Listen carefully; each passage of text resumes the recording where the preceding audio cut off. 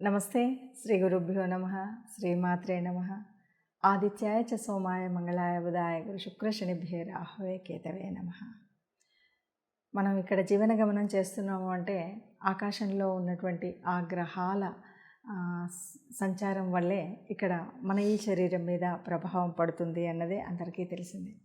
ఇప్పుడు ఆ సందర్భంగా నేను ఒక కొత్త కాన్సెప్ట్ చెప్పాలి అంటే ఇది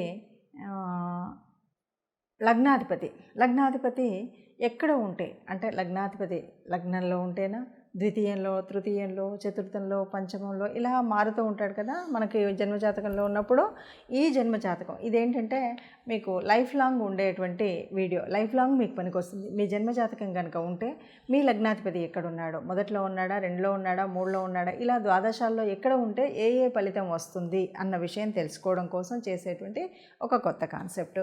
ఇందులో ఈ 12 అంటే లగ్నాధిపతి అంటే ఫస్ట్ లార్డ్ అంటాం కదా మామూలుగా. ఈ ఫస్ట్ లార్డ్ 12 హౌజెస్లో ఉంటే ఎట్లాంటిది అయితే మనకు తెలుసు. జ్యోతిషంలో చాలామంది అనేక పద్ధతులు ఉన్నాయి. ముఖ్యంగా పరాశర పద్ధతిలో మనం చూస్తూ ఉంటే లగ్నాధిపతి ఎక్కడుంటే ఏంటి అన్నది చూస్తాం. దీనికి గాను అసలు లగ్నం అంటే ఏంటి? లగ్నము అంటే ముఖ్యంగా మనం ఏం చెప్తూ ఉంటాం అంటే పరాశర పద్ధతిలో శరీరం అని చెప్తాం.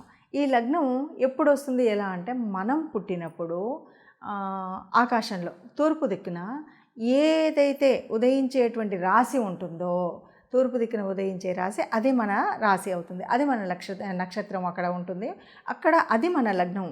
దాన్ని మనం మన శరీరంతో పోలుస్తూ ఉంటాం అన్నమాట ఈ లగ్నాన్ని.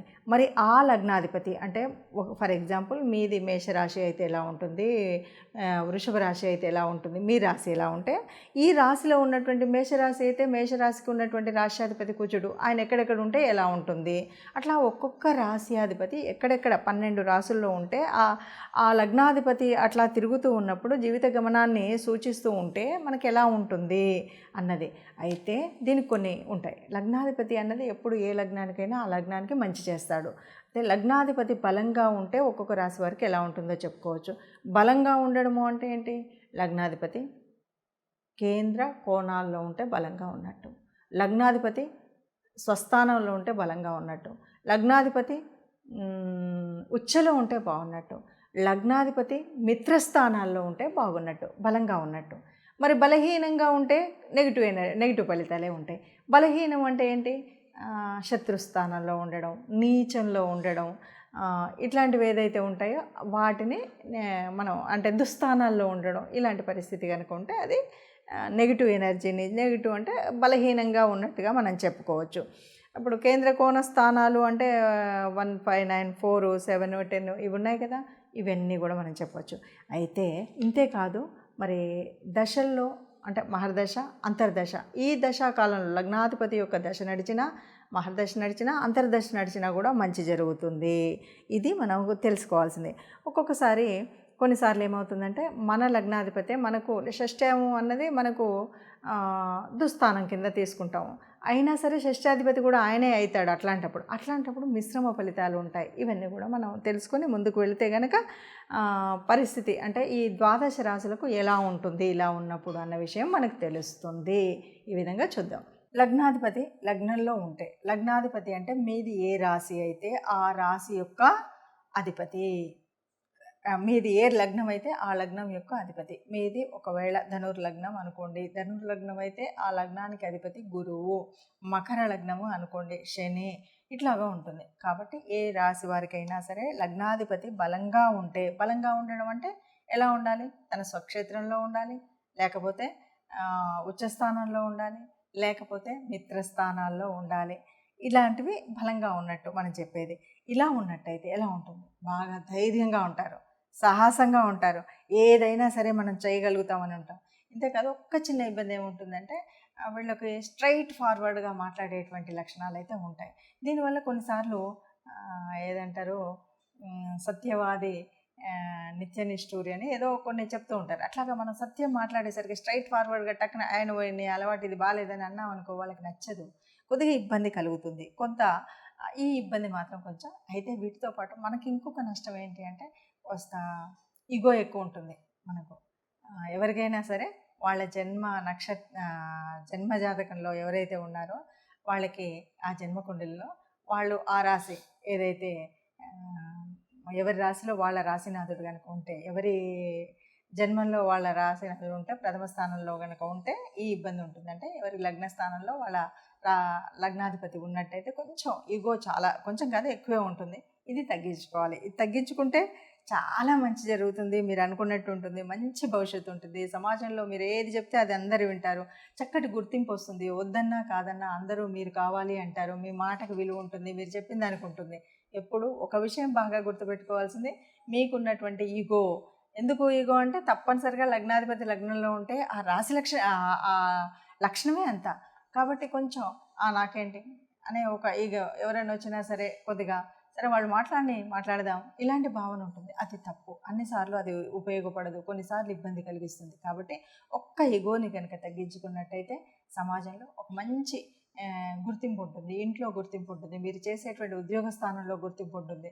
మీరు ఎక్కడ ఉంటారో అక్కడ. అన్నిటికి మించి శరీరానికి సంబంధించి కొంచెం ధైర్యం, సాహసం ఇలాంటివన్నీ ఉన్నప్పుడు తప్పనిసరిగా మనం చేయాలనుకున్నటువంటి పనులు అభివృద్ధిలోకి వెళ్ళేటువంటి స్థితి ఉంటుంది.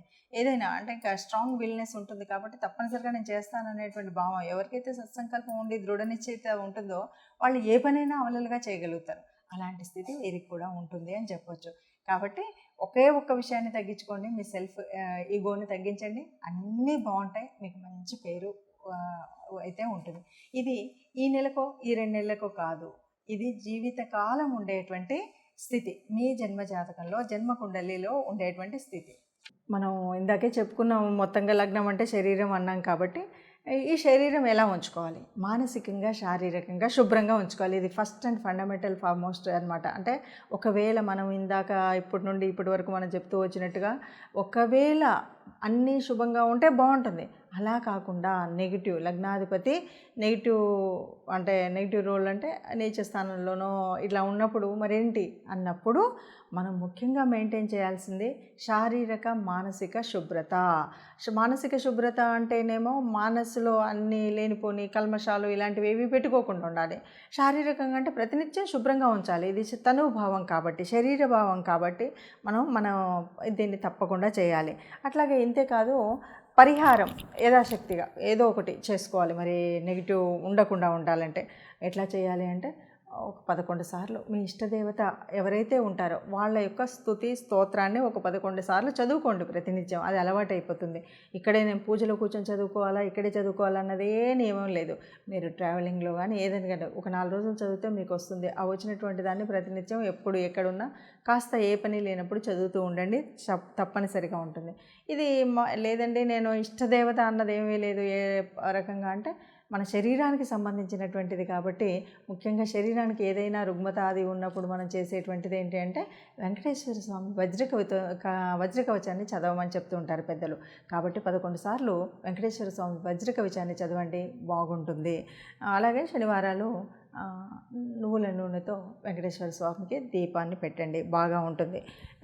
అలాంటి చేసినట్టయితే మనకి ఇబ్బందులు లేకుండా శరీరానికి ఏ రకమైనటువంటి అనారోగ్యం రాదు, ఇబ్బంది రాదు, దీనివల్ల మనకి ఏ నష్టం రాదు. అంతేకాదు ఒక రకంగా ఇప్పుడు మనం చెప్పుకున్నటువంటి వాటిల్లో మీకే నష్టం రాకుండా, కష్టం కలగకుండా మీరు సుఖంగా సంతోషంగా మీ కుటుంబాలతో సుఖ సంతోషాలు అనుభవిస్తూ కలిసి ఉండాలి. ఆయుర ఐశ్వర్యాలు కలిగి మీకు పొందాలి అని కోరుకుంటూ సర్వే జన సుఖినో భవంతు. నమస్తే.